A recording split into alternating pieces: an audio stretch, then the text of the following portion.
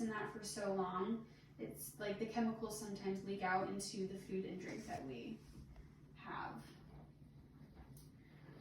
So then plastic in the ocean, because plastic is cheap and it is quickly produced, it is durable and it's useful, it makes plastic a desired material to use, obviously.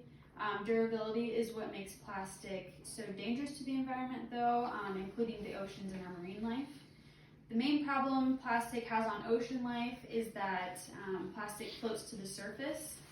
Large pieces of plastic or bags can be mistaken for food or swallowed, and then it becomes poisonous in the stomachs of marine life. Smaller pieces of plastic can be used to build nests and then feed baby birds as well, and it also causes the birds to just become poisoned over time.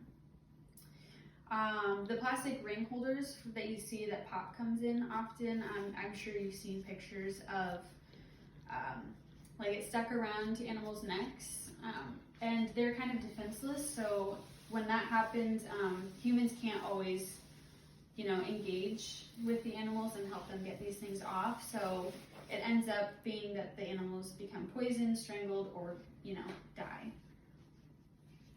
And there was actually a study conducted by Dutch researchers on marine life in the North Sea, and they reported that if the local seagull population has ingested so much plastic that an average of 30 plastic pieces could be found in one seagull's stomach. And then plastic in other countries. So what other countries are doing with plastic and how they're disposing of it. Emerging countries in our world like Malaysia and China, they actually don't use landfills. They say, why waste making a landfill when we can just dump it wherever?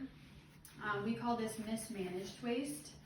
However, there are still countries hoping to do better with plastic waste, and those countries are like India. So India right now is actually building roads used out of plastic. The first street that used a fully plastic road was Jumbalagan Street in India. And they have done this by melting plastic together to make a strong polymer like glue.